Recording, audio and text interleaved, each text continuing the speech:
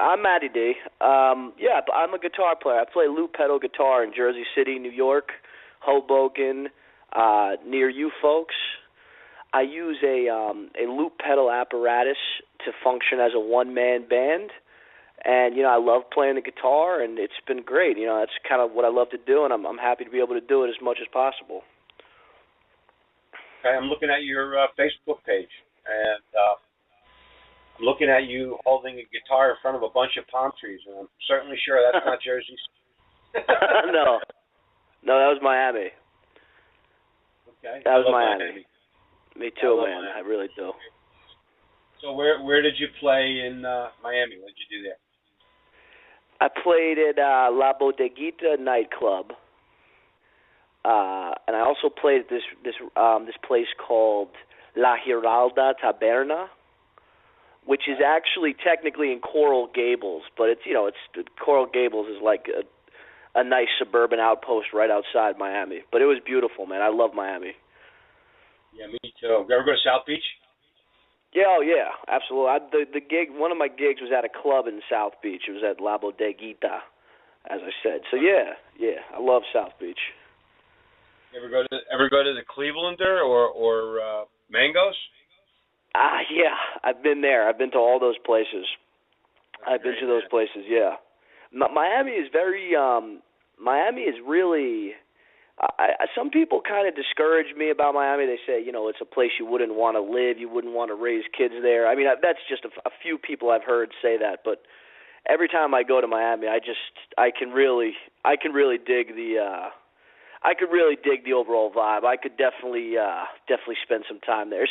A lot of the gigs I play are flamenco guitar oriented gigs as well. So I imagine it would be fairly easy for me to acquiesce into the Miami music scene, if you will, Al. Yes, I could concur with you, because especially when it's like 10 degrees over here or colder. Yes. And yes. And it's, I'm kind of becoming more partial now to kind of deciding, well, I have a comfortable place here in New Jersey, and it's all paid off, and so I'm real cozy here. But the winter here is a little bit too chilly for me, and so with my show now, I can take this on the road, and I'm not tethered by anything except an internet connection. And, you should do it, bro. You're by the beach as we speak, right? You're in Toms River, New Jersey. Is that correct? Yeah. I'm 10 miles away. Yeah. Excellent. 10 miles Excellent. away from the beach. So in a month it's going to be really nice again, and I'll be doing my shows remotely. I could do my shows with an iPhone and an iPad and control all these phone calls and everything. I've done that already, but it's just too cold to do it in the winter. They'll be walking around outside. That's the neat thing about what I can do. I can do walking interviews. I can control the station walking around. So cool. In a warm climate. So, in a warm climate, it's as long as it's not raining, I can be walking around with an iPad and the charger and my iPhone and a microphone. Boy, and I'm a walking radio station. Plus, I can take 250 phone calls at the same time. So, these are all the things I'm considering, to do, and that's the neat thing about it. So, tell us about your gig. When are you playing? When are you going to play at the PM Jam Nights? Are you playing this Friday, or are you playing on the 13th? When are you playing? I think I'll be playing on the 13th. I'll be not this Friday. I'll be playing the next one. Texter is a great friend of mine, and I've seen him build just a really beautiful community arts network in Jersey City, which, as you may or may not know, PM Jam Nights is, for the most part, as I understand, representing Jersey City music.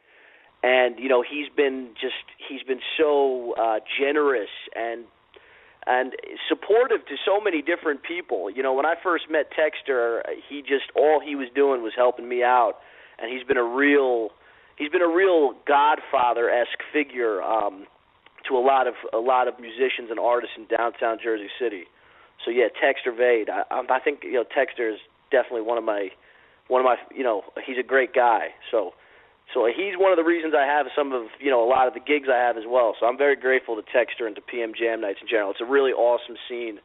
If you're in Jersey City, you should just check it out. Not just for the musicians, but it's like there's a lot of great people who come there. There's a lot of babes who roll through. There's a lot of babes there. There's a really great soul band which is filled with very pretty girls who sing.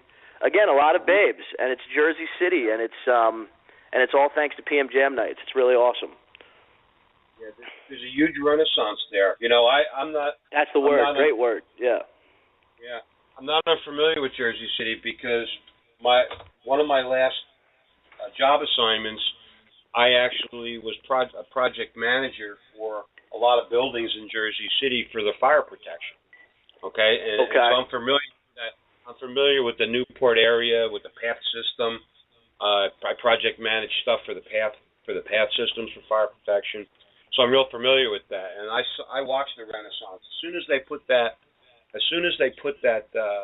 light transit system in, that was kind of like the catapult that really got things rolling again down there. And that I think Goldman Sachs as well. Goldman Sachs mobilized. I think they mobilized a couple 100,000 jobs overnight after 9/11 too. Yeah, but that transit as well. Yeah, I remember as a kid just being fascinated. I'd drive up the Holland. I remember this is like the 90s. I actually remember when Jersey City wasn't much. I'd be like driving to the city with my parents, and I remember being fascinated by the post-industrial factories along the side of the Holland Tunnel. And I remember I'd be like, who lives here? Like, where is this place? And now I live here. Now I live right next to the Holland Tunnel. So, yeah, I dig Jersey City in its entirety. I really do. I'm very happy to live here. I wouldn't live anywhere else, honestly, especially right now. It's great. I got to tell you, Jersey City is going to be a hotbed for our station because, we're just waiting for the weather to break, and then we're going to start doing remotes.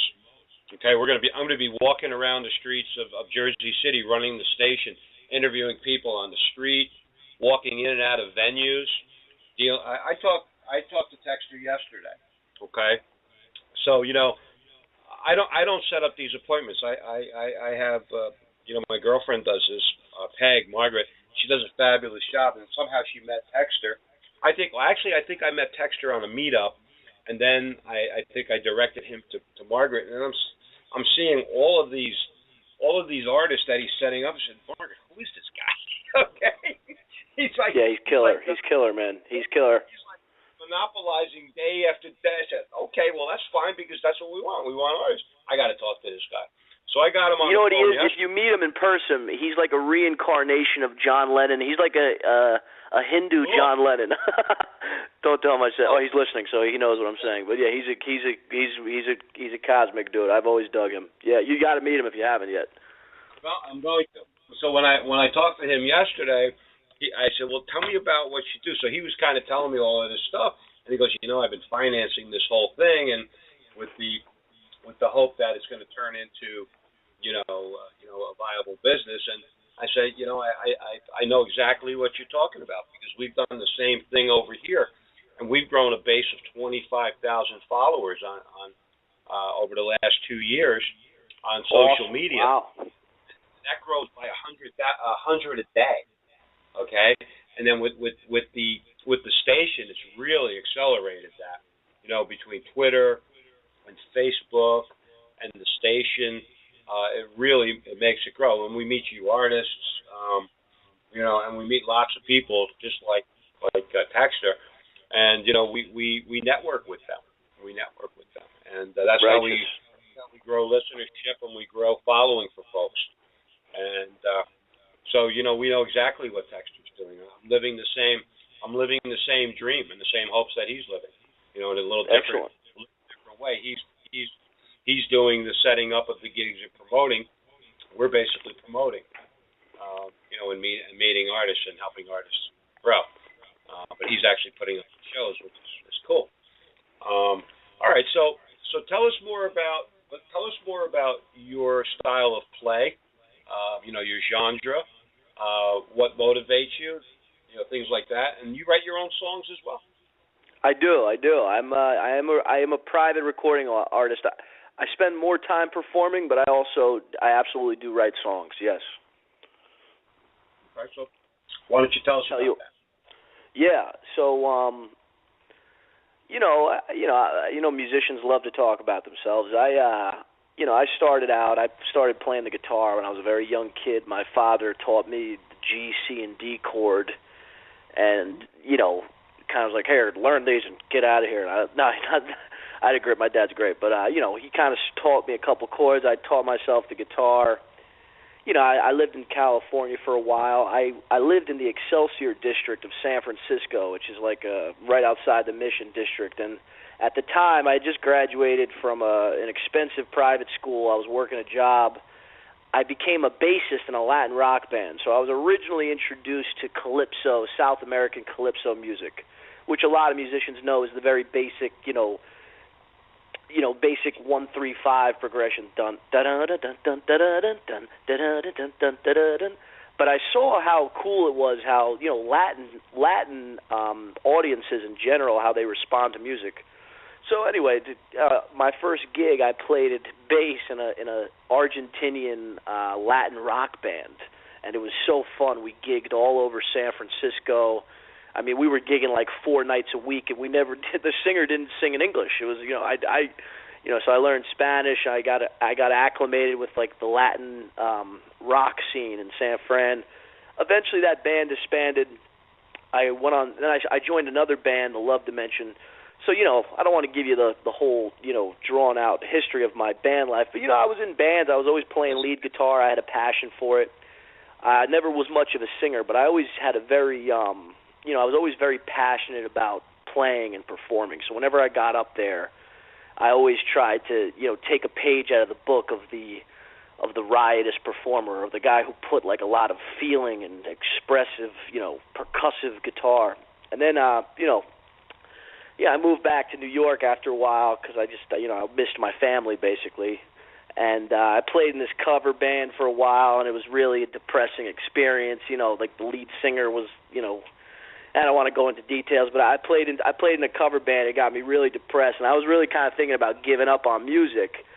But I had bought this, and then this is, I'll wrap this up, Matty D. This is my thing, man. Is I discovered the loop pedal, which again is I am a beneficiary of loop pedal technology. So whoever invented the loop pedal, he is my fairy godfather, if you will, because one day I was in Jersey City and I approached this guy named George Politis. He's just one of my very good friends, a local. He owns a great restaurant. If you're ever in Jersey City, you must go to GP's Hamilton Park.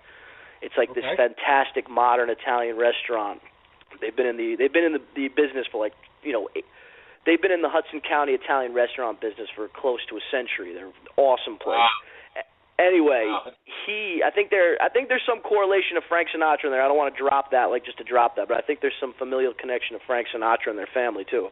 But anyway, Hudson County people. So anyway, I came to him one day. I was like, hey, I got a loop pedal. Like I was kind of depressed about this cover band I was in. Like, I threw it out there. Hey, like let me go play for you in the corner. And one day this guy let me come into his restaurant, and I just took my loop pedal and this gigantic electric guitar amp, and I just played guitar by myself with this loop pedal, and I performed outward for people. If most people use a loop pedal, they kind of just use it to practice, or they do it for, practicing scales, or, a lot of guitar players use it to practice their picado, like flamenco guys use it to practice. It's like a metronome. It's like a practice device. I utilize it as a performance device. So I immediately realized something, and it was like probably the most beautiful moment of my life is I realized, dude, I can take this loop pedal, and even though I'm not a great singer and nobody knows who I am, I could get gigs playing guitar in clubs and restaurants with this pedal because I can automate drums and write bass lines, and I could off the top just perform this like high energy guitar for people, playing the rhythms and melodies of famous songs. I could use this loop pedal to take me places that 20 years ago a guitar player could never do because he didn't have a loop pedal. You know what I mean? He had to join a band. He had to learn, he had to learn how to sing. He had to kind of, I'm a beneficiary of loop pedal technology. So from there, I kind of started getting gigs. I started getting confident. I got more gigs. I got into flamenco guitar. I played a lot of Spanish restaurants and clubs now. I play a very high-energy guitar, Al, so whenever I play, I try to make people excited, make them feel good. I always, I also make sure I make sure that I acclimate to the environment. But I tell you, it's been the last 2 years have been the greatest years of my life, and it's because of that loop pedal. So that's me, man. I'm a performer. I write music. I love performing more than anything, but I love composing. I'm working with a company now called Naomi Entertainment, so they're trying to help me get some of my music published. I work with rappers. There's a fantastic rapper out of the Bronx I work with named Els by Far. But I tell you, at the end of the day, I'm Matty D, man. I'm a solo loop pedal performer, and I love to play guitar, man. That's it, Right. You don't need to rush because there's nobody coming on after you tonight.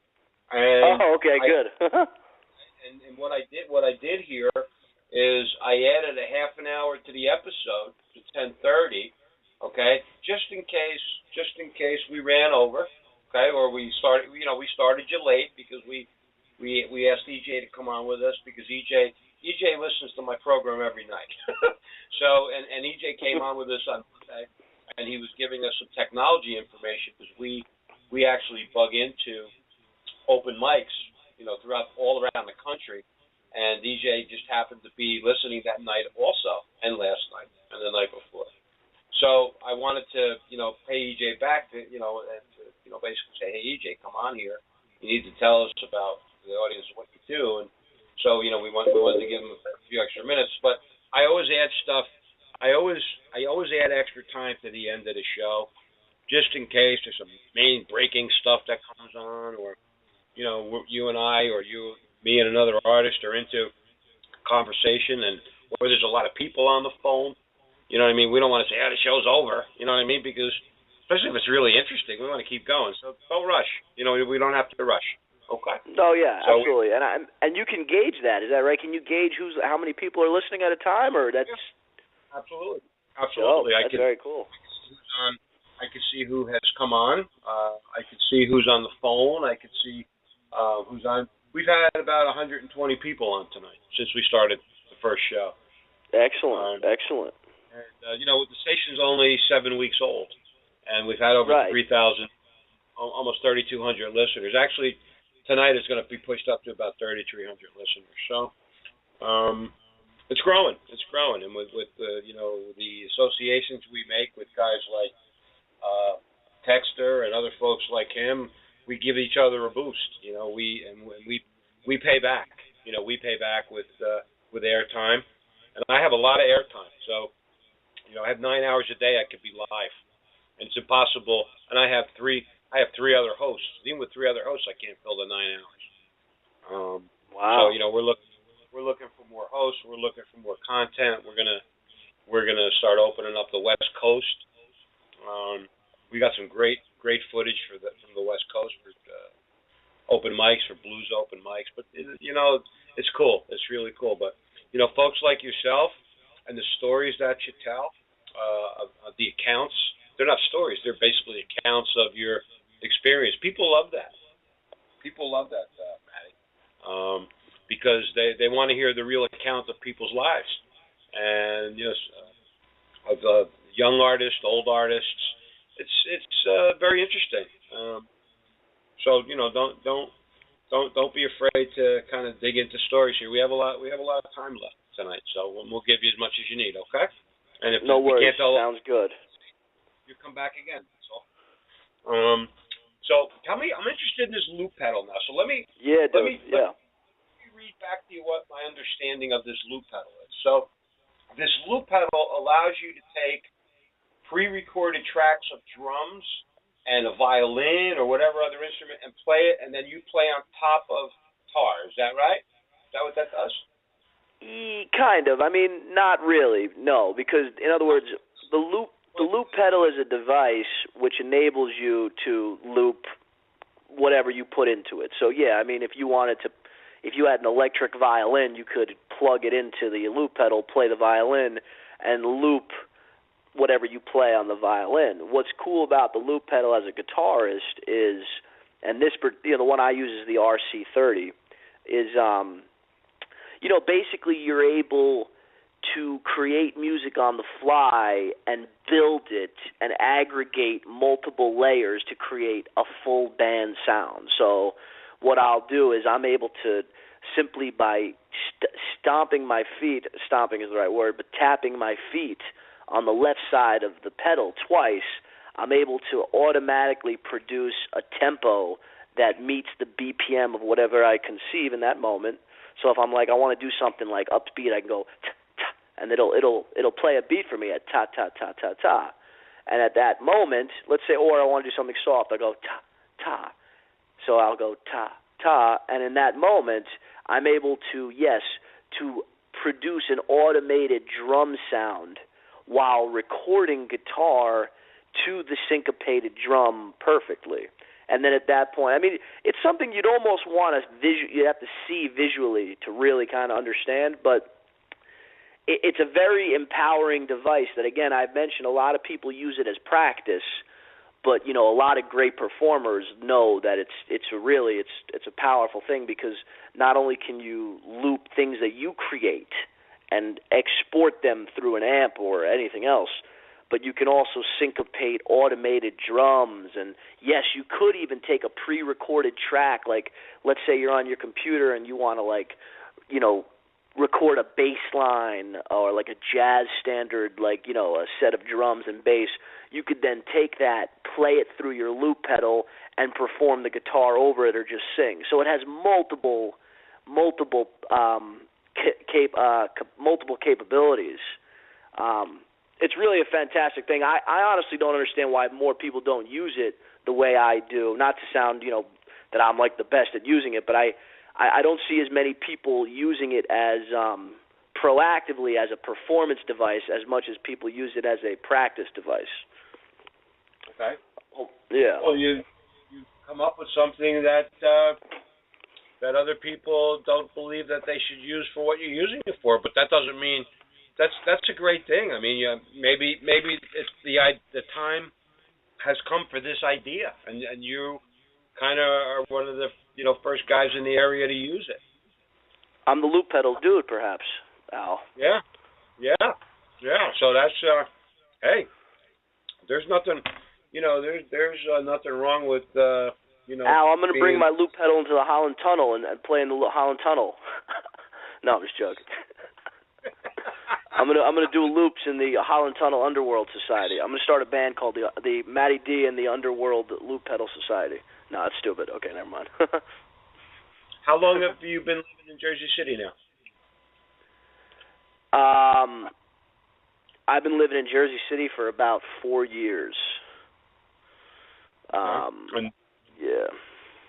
Do you do work in Hoboken and then also in Manhattan? I mean, do you go and do gigs in Hoboken and Manhattan? Yeah, I have a residency at the Carlton Hotel in New York City on 28th and Madison. That's on Tuesday nights from 7 to 10 p.m. It's a beautiful place. You check it out. The official name is Club Millesime, but it's situated at the bottom of the Carlton Hotel. And I also play in Hoboken. I play at Havana Nights. It's a Spanish nightclub right by the water. So I'm in and out of Hoboken. I'm in Manhattan. Manhattan is my main focus these days because it's to me it's the most exciting thing, just to be gigging in New York City. But yeah, I'm wherever they'll let me play. Basically. That's great. I'm looking forward. I'm really looking forward to warmer weather. Okay, because I want to take, it's easy for me. I could drive up to Jersey City, I'll park over, Jersey City there, and either jump on the ferry or jump on the PATH train, and then once I get in, it depends if I did the show in Manhattan. Once I get into Manhattan, I just queue up my hotspot on my iPhone. And then I connect into the station, and then I just start interviewing people right on the street.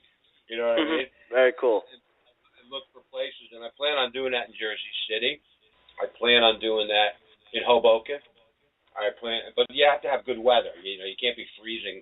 I actually did this on the 11th of February I went to the induction ceremony at B.B. King's for the New York State Blues Hall of Fame, and I was supposed to interview the inductees.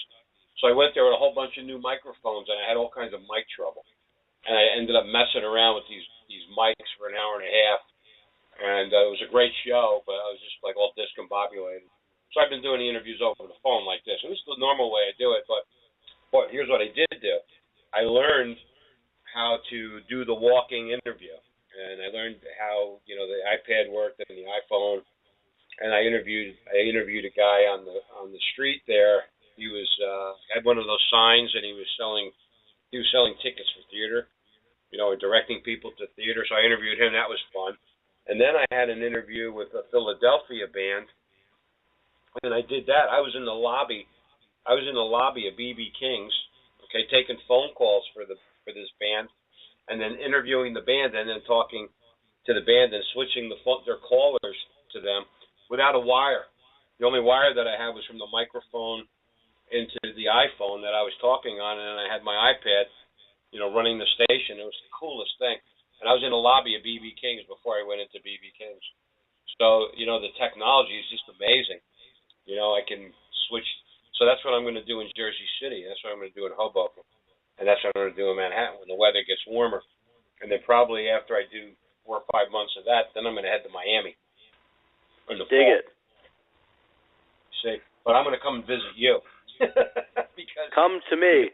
Come to GP's Hamilton Park, or the Bistro on Grove Square, or better yet, Porta is a great place to go. Or yeah, man, Jersey City is, you're going to love coming here when you do, especially in like a month or so.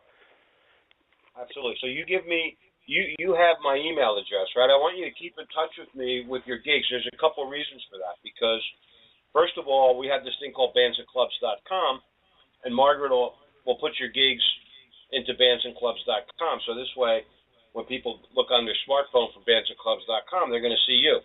You'll be one of the gigs in there in the places you're playing. Secondly, awesome. I want to kind of, thank you. Not a problem. And then secondly, I want to figure out where you are. This way, when I'm looking through that, I say, you know what, I'm going to plan a trip to over here in Jersey City, and then we'll do something in advance, and I'll talk to you how the gig, and then what I'll do is I'll interview people, and I think your kind of music might be easy to record and upload to the station live. When you have a band, like I'll give you an example, B.B. King's, right? The Lucille room is a very hard room, and the sound is incredibly loud, okay, for the band. And what happens when you're recording on a microphone, the highs and lows get spiked, and you lose it. Plus, you need a lot of bandwidth. But what I found is if you're playing like a harmonica or an acoustic guitar where it's not really driving huge amplifiers, you can pretty much record over a landline phone and get pretty good quality live and stream it. And I have a feeling your kind of music is like that too. Where I'd like to speak to that. Not to interrupt you, but one of the because again, one of the things that you might already notice is happening in our our economy is that a lot of people are technology is obsoletifying. I don't know if that's a word, but it's obsoletifying a lot of things. But one of my greatest selling points when I pitch a new gig or I try to I audition is that I am a one-man apparatus. It's just me, my amp, and my loop pedal, my pedal board, which is a very limited pedal board. So not only would it be good for recording for your purposes, I think it would be very easy to pick up and to have a full sound, but a lot of musicians out there, a lot of guys, and I was one of them for like 6 years, is they struggle with the, getting a gig in a club where, people are eating dinner and they're at a bar and you got to set up a drum kit and a gigantic bass and all these amps. It's a gigantic operation, where sometimes people just want to kind of hear background music. So one of the things that I've been able to, what I would say is one of my selling points is that I'm very straightforward and I'm very low maintenance. People don't even need to, like, when I come into a club, I have a gig, I don't even have to talk to anybody. I just set up, I'm in the corner. Sometimes I'm on stage in front of everybody, which I love. I play in Hoboken, I'll be like front setter stage. But a lot of my gigs, I'm kind of just like I'm like kind of a neutral atmospheric element, and you don't have to like set up a drummer. First of all, you get to make more money too when you're solo, but second of all, you also don't impose yourself on an audience that's not always ready to hear you. So that's been something that's been it's allowed me to make a living because I'm a full-time guitar player. I don't have another job anymore. I quit I'm very happy in sustaining myself as a guitarist, and it's because I've marketed myself to places where they don't want a full band. They just want a musical contribution for the evening, So I would encourage a lot of young dudes who are trying to get started, trying to really make money. If you're a guitar player, you're really confident in yourself, I would encourage a lot of people to look into a loop pedal. You can really, you could really not only earn more money for yourself, but kind of become part of the evolving configuration of the music business, which is playing in clubs and restaurants and not needing 5 people to make one sound when technology can fuse it all together with one person. You know what I mean? Absolutely. No, you're absolutely right, and I've kind of identified something similar. I've always liked radio. I'm an old guy. I'm 58 years old. I'm not the typical. I'm not my grandfather's 58. I remember when I was a youngster and I looked at my grandparents and, oh my God, those people are old. Am I ever going to be like that? Well, I'm their age now. When I was young, but I'm not like 58. You know what I mean? If I had to put a number on myself, I'd say I'm like 40. Okay, in the shape of a 40-year-old. Okay, and I could do things at 40. I wouldn't go play softball or full court basketball, but I could. Me neither, man. Me neither, Al. But I'm in good shape, and I have a little technology knowledge, and I have a lot of energy. But my feeling is that I want to do stuff like what you were just discussing, okay? And I want to do it, I want to have as less baggage as possible. So, when I talked to the folks over at B.B. King and I told them what I wanted to do, she said, we can't accommodate a radio station. There's no room over there, blah, blah, blah, blah, blah. And I don't really push the issue. And then when I told the folks from the Hall of Fame that, they're really not keen on this, they can't accommodate me, they made a call and they said, this guy's only bringing a laptop, okay, and an iPhone. And they called back and said, we didn't know that. We should have listened a little bit more. Come on over. You know what I mean? So you're right. They don't want to be involved. People don't want to be involved in all this strategic setting up of, bringing a big tank in there.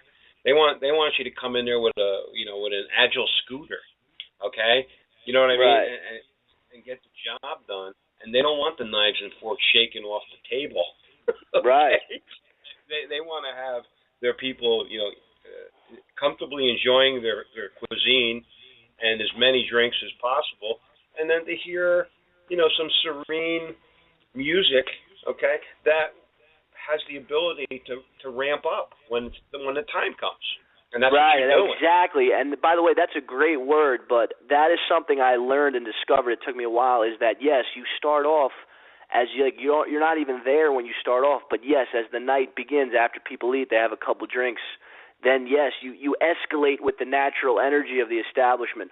Again, this is really interesting, like music business stuff that it took me a while to learn. But when I learned it, because sometimes I start a gig and it's like, okay, I'm in a restaurant playing guitars, whatever.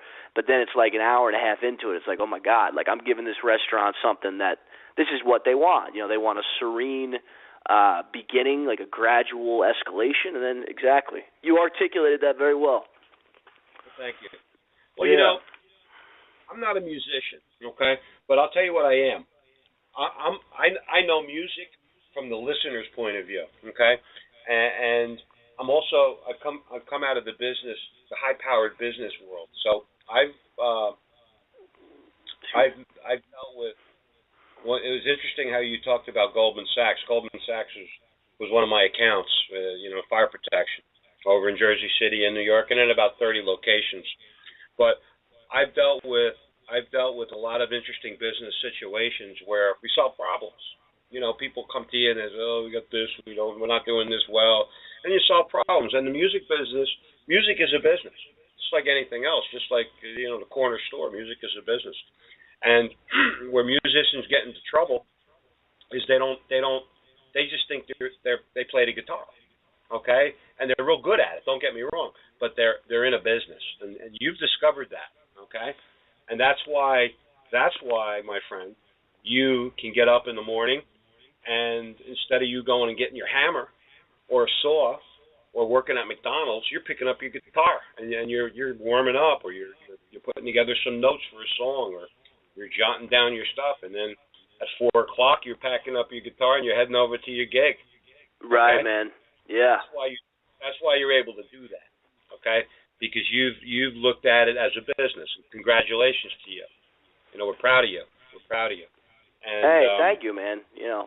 Thank you. Sometimes I want to thank the technological innovators who made everything possible for my life. Yeah, it's been great, man. So that's what that's what I want to show other musicians, and they get mad at me. They get mad at me when I tell them it's a business, and when I say to them, stop saying you're not in this for any money, because you're giving. I have to jump in. I hate that, because I think when people say that, not only does it demonstrate perhaps kind of like an ignorance to the world that we live in, okay? Because you need money for things. So if you're a real musician and you don't do it for the money, it's either because you can't do it for the money, or because you're deluded in your own. One thing a lot of musicians got to realize, this is something I would say too, and I think you and I are kind of entering a similar wavelength, we're concentric circles here, is that musicians got to stop thinking that it's all about them. Like as a society, we have to stop being so self-congratulatory and self-consumed. And your job is to give and to make other people feel comfortable, and to play play a jazz standard for some old Italian woman in a restaurant that makes her feel like she was 25 again in Hoboken. You know what I mean? Like, it's not just all about what you want and what you feel. And if you can't get that, you're not going to make it. And that's not me saying I know this or from that. That's me saying you got to. Giving is givers get. You know what I'm trying to say? Givers will get in the music business. You're absolutely right. You got to wake up in the morning and ask, how may I serve? And then when you serve, you get served. Right. That's just the way it works. It's just the way it works. So, when I tell musicians, stop saying that you're not in this for the money, because you're giving the folks you're saying that to a license to pay you $50 for the night, and tomorrow morning you're going to have $50. What are you going to do with that $50? You still have to go to the supermarket. You still have an electric bill. You still have to put gas in your car. No matter how you budget, $50 is not going to do it. Okay? Well, what you're saying a lot of times, too, is that you're not really serious about a career in music, which is okay. It's totally fine. But what you're really saying is, this is what I do on the side when I'm not working my full-time job, and that's totally cool. But that's not that's not the angle that a lot of full-time professional musicians who desire to make this a career would ever, So be careful, people. Don't say that to people. First of all, they'll take your money, and second of all, you kind of inadvertently discredit your own art, in my opinion. You're absolutely right. You're absolutely right. You always, what I can tell you about the majority of the musicians I meet, they're very humble. Okay, they're very, very humble. But in order to get someplace in the world, you need to present yourself bigger than you are. You don't need to be a pompous ass about it. Right. Unless you're presenting yourself where you want to get to, you're always going to be in the same place where you're at if you're not doing that. And you need to think big, okay? And not only think big, but you need to think realistically. And once you do that, you're thinking where you can go. But you're also saying, well, wait a minute. Am I being a little outlandish here with my thinking? But where can I really get to today? Okay, is it a little bit better than yesterday, or am I doing something that's not going to make me go forward? If I'm doing that, I need to re-examine my thinking. But it's music is a business. If it's treated like a business, like you've treated it, you see the outcome. I believe in stop talking about what you're going to do. Show me what you did. Okay? Right. And then we can go on to the next step. If you did it once, you can do it again. And if you do it the second time, hey, man, you got something. Now you got science, okay?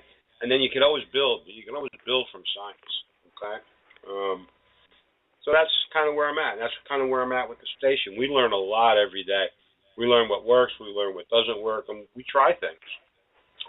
We try some wacky things sometimes. Sometimes they work. Sometimes they don't. You know? What are you going to do? So, but that's cool. Well, tell you what. Why don't we do this? Let's do a time check. All right, so it's 10:04. We have, let's see how much time we have left in this. We have 55 minutes. I'd rather not go the whole 55 minutes because I'm kind of wearing out. Yeah, dude, no worries. Yeah, I have to get back to watching YouTube and spacing out in my Jersey City dormitory too. You know, it's very important that I get my space out. No, I'm just joking. But anyway, yeah. All right, well, why don't we do this? Why don't you let's spend the next 5 minutes you talking about how folks can get find out about you, your website, your YouTube stuff, if you have any, your Facebook page, how they can get your music. So why don't you do that, and then we'll call it a night, okay? Yeah, let's do it. So, again, my name is Matty D. I'm a loop pedal guitar player. I perform very regularly in the New York City, New Jersey, the tri-state area more generally. I do come to Miami. I'm thinking about being in Miami, but we'll focus on the tri-state. My website is www.matty, matty-d.com. That's www.matty-d.com. Somebody else took the Matty D, so I had to throw the hyphen on there, but it's all good. I'm going to be on iTunes probably in March. Hopefully I'll get to schedule another session with you and promote it, but I'll be on iTunes. I play a very feel-good, pop-oriented Spanish classical guitar mixed with rock and roll, hip-hop, many genres. I try to consider myself a feel-good musician. You guys ever come out, I will give you my all, and I will absolutely do everything in my power to entertain you. So what else should I say? Let me think. I do everything. I do anything I can. I do weddings, this and that. You could just check me out on Facebook. The simple thing to do is to like my Facebook page because, we're all on Facebook all the time. And, if I make a great video, I'll boost it with a Facebook ad so more people see it. Helps me get gigs, helps me attract more attention for weddings, for clubs, for booking agents, etc. I'm auditioning for Hank Lane Productions in New York City, which if that goes through, that means I'll be playing at the Waldorf Astoria and various other New York City wedding establishments and, Latin clubs, etc. So, just try to remember the name Matty D, I guess. I'll do my best to try to remind you of my name. And hopefully you guys will be able to kind of catch me whenever you're in the area. I'll also be in the Jersey Shore this summer. I play at Used to Be's in Mantoloking, and I play at Jenkinson's at Point Pleasant. So, hopefully you guys will see me when you see me. I don't want you to hang up yet. I want you to hear this spot. Talking about crazy stuff. Listen to this. I want you to hear this. Stand by. No, don't okay. Go. Stay right there. Stay right All right.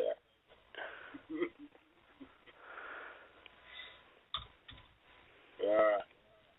I do this thing called the shout out. Okay, what we do with the shout out is we go online and I go to all my musician friends and say, okay, dudes, it's Friday night. You can call me between X time, between this time and that time, and tell everybody where you're playing. Okay, so when they say they're going to call and only 1/3 of them call, okay, we do this thing called I Ain't Waiting. Okay, hang on, I'm trying to cue this up. You're going to crack up. Hang on a second. Okay. Hang on. Where is it? Come on now. Where is this? My search.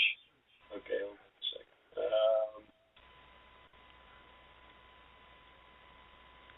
There it is. Okay, ready? Here we go.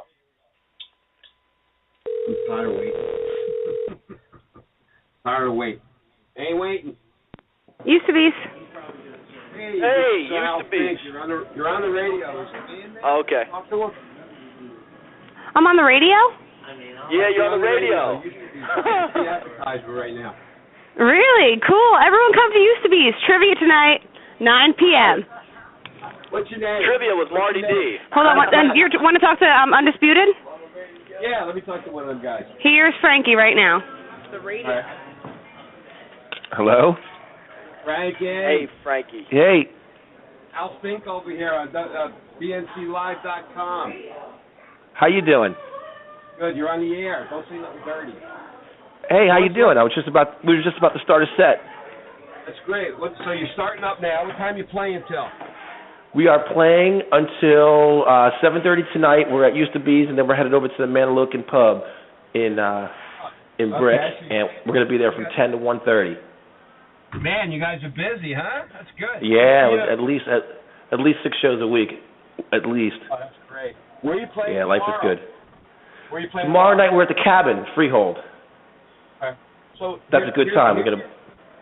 Okay, great. Here's your assignment. Where's my microphone? There you go. Here's your assignment. You need to call us over here and tell us where you're playing at least twice a week, at least. You got it. So between like 5:30, right, and 7 o'clock every evening, we do this. And what happens if nobody calls me? I call to the bar. Well, thanks for calling. Our website's undisputedrocks.com, and I'll give you a call. I promise. I know you will. All right, you have my. I'll send you a text message to give you the number. Okay. Thank you so much. All right, thanks a lot. Have a good night. Thank you. All right, tell everybody about us. Bye bye. All righty, there you go. Look at how that works. You guys had call into Used to Be. That was fun. So wow, Used to Be's, baby. Well, I'm going to tell you one more story, then I'm going to let you go. Yeah. Well, back in 1975, the drinking age used to be 18. Okay. Right. And in 1975, actually even before that, there was a place called Dodd's in Orange. It's not there anymore. It used to be a club. Okay. And I used to sneak in there when I was 15. Okay. And I wasn't much of a drinker when I was a teenager. I'd buy one drink and take 3 sips, and I never liked the taste of beer or nothing or alcohol. I just get one drink and nurse it. But I used to hear this band in there called the Southern Cross Band. Okay. So, and they were very good. They were a Southern rock band. And I was 15. It was back in 1973. So I sneak into the bar. And we used to go there quite a bit. And then we never get proof. The drinking age was 18. So we'd get in. And so then decades go by. I moved away to Rochester, New York, and I came back to New Jersey in 2002. So from 1987 to 2002, I lived in Rochester, New York. You want to talk about cold? That place is cold. This is not good. All right. So I come back, and the first night I come back, I'm saying, you know what? I want to go out. I'm going out. Guess where I go? I go to Used to Be's. Okay. So I go to Used to Be's, and I walk in there, and I'm listening to this band, and I'm saying to myself, I know that guy. They got a lead singer. I'm saying, where do I know that guy? I said, damn, I know that guy. And as the night's going on, I'm saying, I got to go talk to this guy. So he goes on break, and it just came to me. I didn't have the name of what band he played in until I asked him, and it was like magic almost. I said, hey, were you in the Southern Cross Band? He goes, yeah. I didn't see this guy for 30 plus years. Wow. Okay, and now he's playing in a band called the Mangos. His name is Joe Pruitt. And we were youngsters when the last time I saw this guy. But what a small world, huh? What a small world. Wow, 30 years later. Yeah, 30 years later. And it's interesting. Music is an interesting world. And it's an ancient thing, man. It's an ancient energy exchange. It's there was a guy playing not in a cover band, but in ancient Greece there was probably some guy banging on a drum, playing like a Greek type of guitar, and everybody in the village knew him. Like it's ancient. Yeah. So that's been my history of dealing with musicians for the better part of 40 plus years, and now this is what I do. This is all I do all day. What I'm doing with you, right? Hey man, I've really enjoyed this. Thank you so much for plugging me in. I really appreciate it. All right, not a problem. So, all right, so keep in touch with me, and you're gonna be seeing some of us in the next month or so, as soon as it gets warm, and we'll be back. Okay. I love it. Right. I'll tune in, and I'll. It sounds great. Thanks so much. Okay, very good. Okay. Matty, all right, take care. Okay, Matty, thank you. Matty D. Take care. All right, everybody. Another great interview. Thank you. Bye-bye, Matty.